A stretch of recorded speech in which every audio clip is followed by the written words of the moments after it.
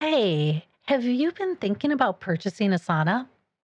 Well, let me tell you about my experience with infrared saunas. And here's the thing, if you have space limitations, or if there's only so much that if you can't modify the space that you're in, you know what? That doesn't eliminate these saunas. So even if you're in an apartment, getting a sauna, it can still be an option. So here's the thing. I've had my sauna for maybe about 5 years now, and I've moved it a couple of times. Well, okay, I've moved it more than a couple of times, and I can say that I like my infrared sauna. It's durable enough to handle the impact that I give it, and it's still working. So let me tell you about it. I'm going to share the different brands, or at least some ideas on the different brands. What I was thinking when I selected a size, because I think you're gonna find that interesting. Assembly, you're really gonna find that interesting, and then the function and the design. And you know what I'm gonna do? In my next episode, I'm gonna talk about why I was even looking at infrared saunas. You know, what was it in Chinese medicine that had me thinking about them?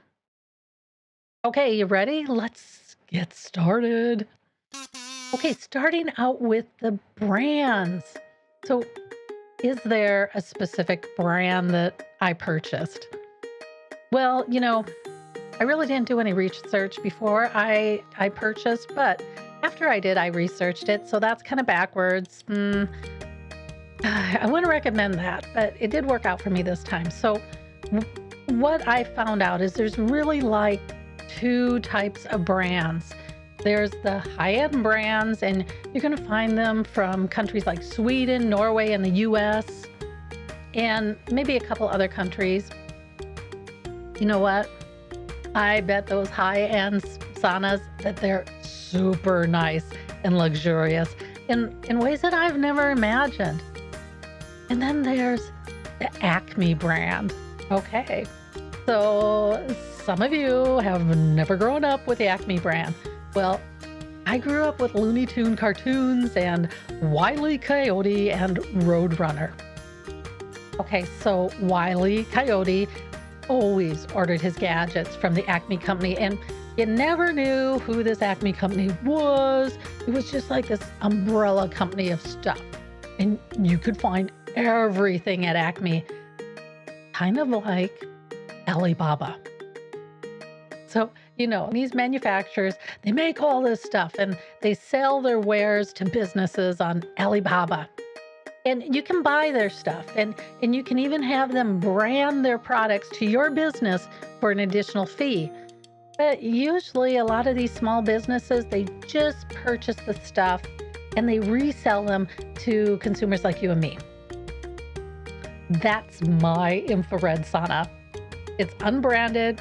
It's sold by some distributor who was hawking his wares at the fairgrounds. He had a booth there, and I just happened to stumble upon it. So I've got to say, for me, not bad. My sauna, it's had a pretty easy life, except for the fact that I keep on moving it, but it's durable enough to handle that. And it delivered my expectations of an infrared sauna. So, though, that's had me curious about, what would a high-end sauna deliver that a low-end sauna doesn't have? And I was thinking that it's probably like driving a Toyota Corolla your whole life and then sitting in a Mercedes. I mean, you just don't realize what you don't have. And you don't realize that self-tinting rear view mirrors to eliminate glare, pretty nifty. You don't realize the additional attention to balance makes the car more responsive on the road and feels so much safer. And you don't realize the difference that the braking gives and the added confidence it gives you. So I guess it's going to be things like that. And being that I've never had it, I wouldn't even think about it. And that's where I am with my Acme sauna. But you know what? Who knows? I've never had anything different from my Acme sauna, and the only saunas I've tried have been at hotels, spas, or gyms.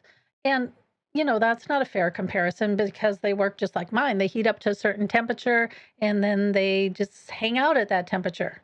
The big difference is they do it for more people. So I have heard about some of the differences. So some of the high end ones, they have pre-programmed programs that you can go through. And there's going to be programs for weight loss. There's going to be programs for pain management. There's going to be programs for if you have a cold. And the other thing that my research uncovered is that some of the high end ones say their infrared panels do infrared 100% of the time, whereas I know for a fact mine doesn't. It heats up to my targeted temperature and then it turns off. And then when the temperature drops, it turns itself back on. So there's this period where it's not doing infrared. And, the manufacturers of the high end saunas, they say that can be as much as 40% of the time. Okay. And there's one last thing is, the saunas, they're advertising low EMF infrared panels. Today when I went out there to look, I couldn't find anything that wasn't a low EMF infrared panel. And so I don't know what to think about that. I know that some people are going to be really sensitive to electromagnetic fields. I know I am. I can't wear a Fitbit. I can't wear the cool Samsung watches. Well, I can use my earbuds, but I can't wear them for long periods of time. So I can tell you, I didn't notice anything when I was in my sauna. So I don't know. Maybe these infrared panels, they were always low EMFs. But hey, the discussion on EMFs, it's been going on for at least 30 years now. And infrared heaters, they're non ionizing EMFs. So, two types of EMFs: non ionizing, which is supposed to not damage your DNA, and then ionizing, which does damage your DNA. And bad. That's bad. And here's the other thing, almost all your appliances are non ionizing EMFs. So, everything in your kitchen that's an electric appliance is a non ionizing EMF. And so I don't really know what to think about this. And and is this worth considering? Well, here's my thoughts. Since almost everybody's offering ultra low EMFs, you might as well get it. So that's a big difference in brands is you've got these high-end brands that they're going to add in some bells and whistles like on their programs or how their panels work. And then you have my Acme brand. You know what? I bet if I tried one of these high-end ones though, I'd go, "Oh, okay, let me tell you that's really different." But I haven't. So I don't even feel bad not having one. Let's talk about size. So when I was purchasing a sauna, one of the first questions that I thought about was size. Was I going to do a one person, a two person, a four person? What size did I want? And when you think about something like this, it's kind of this luxury item, and you're like, oh, I want a four person, and oh, we're just, we'll have a party in that sauna. Well, for me, space constraints made most of the decision for me. I had thought about doing a 2 to 4 person unit, but ended up not doing that and going for the 1 person unit instead. And I think that was the right answer for me. We have a Yet, winner. I still think that maybe a 2 person sauna is still a valid option. And I'll tell you why when I look at the design and the function. So, let me tell you why I think a 1 person sauna is good for me and is probably good for 100% of the people out there. So, in the 5 years that I've had my unit, not once has my husband or I wanted to use the unit simultaneously. Not once. And when I realized that, it got me thinking about the 4 to 6 person infrared sauna. Help me understand this. When is a family going to pile into one of the home bathrooms to take a sauna together? Yeah, absolutely never, right? So, can you imagine your mother asking you, "Hey guys, you want to all go take a sauna together before dinner?" Yeah, no. And even if she did ask, the answer would still be, "Yeah, no, mom, that's just weird." So, even your friends are not going to come over and pile into your bathroom to take a sauna together. That's that's just weird. And the other thing I realized is you don't stay in them for too long. So maybe an average of 15 to 30 minutes. That kind of time frame, that's not conducive to a social hour. So I had space constraints. I mean, my bathroom was already completely built out. It's in a tiny home. It's like being in an apartment. There just isn't any room. So this one person infrared sauna, they're like the size of a small closet. They're 36 inches wide, 36 inches deep. So you just need room for a small refrigerator. Not bad, huh?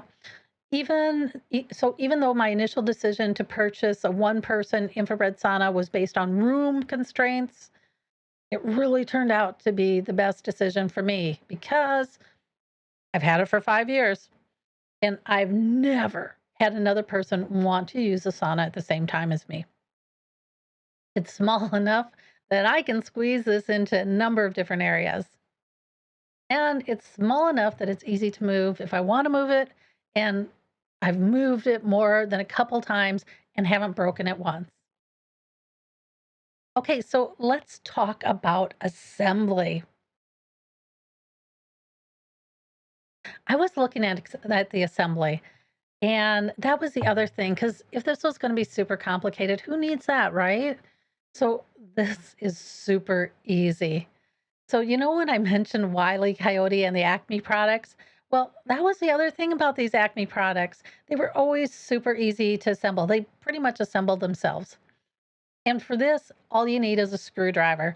Totally an Acme product. So the infrared panels, they're already attached to the walls. So you don't even have to attach the infrared panels. You just put the base on the floor and you put up the four walls and they're connected with these clamps. And I've talked to people who have the high-end infrared saunas, same thing. They're connected with these clamps. The most complicated part of attaching or putting this together is going to be the speakers and the power panel. All of that's already attached to the panels. All you have to do is connect the wires. So that's not tough because I've done it several times. But here's something to think about. If you do assemble it, you want it to stay where you assembled it for some time. So this isn't easy enough to assemble and unassemble each time you want to use it. You want to assemble it, park it someplace, and leave it there for a while. Functions. So, how does this work? So, here's the other reason why I think that just because you have space constraints or you have limited, you can't modify your facility. One, they're really small, so you can get one, but the other overwhelming super positive things about these infrared saunas, they only need a wall socket, a regular wall socket that you plug your table lamp into. So not even a 220 that you connect your oven to, just the standard wall socket. So when I was at the fairgrounds, uh, listening to this guy hawk his wares, that was one of the things that was pretty decisive for me when I was purchasing this is I didn't have to do anything. I just needed a wall socket. And the other positive thing, well, there's nothing to making these things work. You saw the assembly, it's like nothing, and the footprint's the size of a refrigerator. So let's see how this works. So there's this one panel. It's the same panel on the inside as it is on the outside. To turn it on, I just press start. I set my temperature, I set my time, and then I press start. And that starts the heating process. I wait until it gets up to wherever I set my temperature. and then I start using it.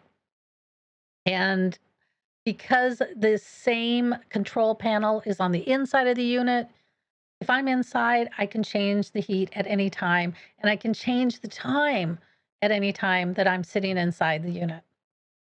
Now, the other thing that it allows you to do is it allows you to listen to audio through the speakers. And notice they identify the audio in as an MP3 player. So that's that 3.5 millimeter stereo audio in cable. Okay, and sure, no one uses an MP3 player anymore, but I hook up my phone and can use the little tray to stabilize my phone to watch Netflix or to listen to my favorite podcast or to a meditation video. And here's the thing that I noticed is even on the newer saunas, they still say MP3 player. I didn't see anything that was Bluetooth enabled. Now, this is interesting. So I've got my little one person sauna, right? Mine takes about 15 minutes to heat up. And what I've heard is on these larger ones, it can take like an hour for it to heat up. And the reality is 15 minutes is the longest I want to wait. So if I got this larger unit that's going to take an hour, I can't plan that far out. I can't go, oh, I want to take a sauna in an hour. So I'm going to go set it up right now because in an hour, I can guarantee you I will have forgotten about that sauna and it will have heated up and it will just be going through its program by itself.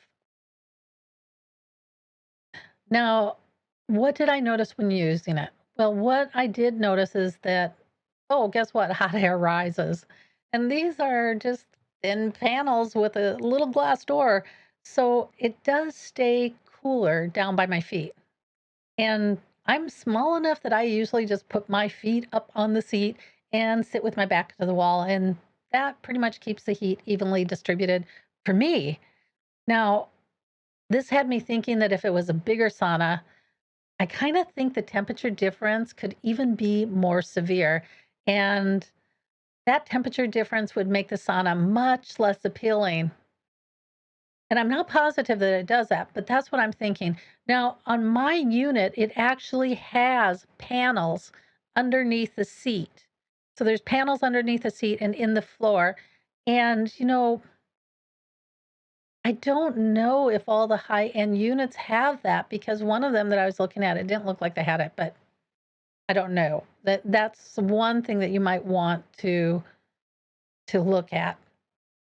And then, my little Acme product. The other thing that I noticed is that I'm not entirely sure about the durability of the floor and the seating area. And I think if you're larger, you're definitely going to want to reinforce the seat because, well, when you put it together. And you might have to figure out how to support the floor also. When I look at the wood that mine's using, it's a real thin wood. It feels like balsa wood. So, yeah, I would definitely, if I had like another 100, 150 pounds, I would definitely reinforce that. I really think that they've slated the floors because that's what you're used to seeing. I don't jump into the sauna soaking wet after a swim in my imaginary pool, the bathtub, because this infrared sauna isn't connected to drain. So if I did, this would just drain off onto these panels on the floor and into the wood. And I don't know, I that might not be conducive to keeping those running. Who knows? And then the other thing, the seat, like all saunas, is uncomfortable. And I think that is where any sauna could really improve themselves. You know, there's there are really comfortable wooden chairs out there that you could kind of model your seats after.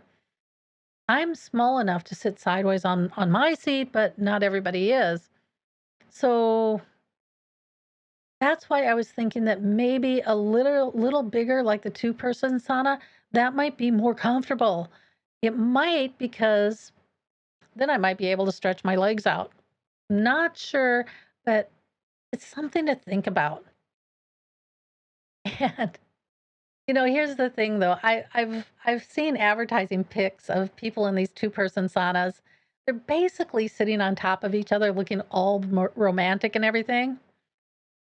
I mean, to me, that does not sound romantic. Dripping sweat out of every pore of your body, and your hair is plastered on your face while embracing each other because there's not enough room to sit separately. Yeah, that's not working for me. So I really think the two-person is really a one-person sauna with more room. Bottom line, my little Acme sauna, it's still working. I haven't had a hitch since I bought it. I've moved it multiple times and it still does exactly what it's supposed to do, and it doesn't even complain. All it asks for is an outlet, which makes it really user-friendly. Mine has a small footprint, and I've never really needed more. And in the 5 years that I have had this, from what I've noticed, there really hasn't been huge improvements in the technology. They're still using an audio in connector that's labeled MP3. Nobody's putting their own panel in there. The design is pretty similar. They just use different wood products. The weight capacity might be something, for the seats, the weight capacity of the seats, that might be something you need to verify. There's there has been some changes in the infrared panel technology. I think that would probably be worth looking into. But other than that, it's the same thing that I bought 5 years ago. I'm happy with what I got. And if you're looking for one of those high-end ones, well, when those go on sale, they're only about 30 to 40% more expensive than the one I got. So not a bad deal, huh? Okay, so that is my experience with my little Acme infrared sauna. I think it's a keeper. I think if it's something that you're looking at for your own health, I think they're worth it. So until next time, I'll catch you on the other side.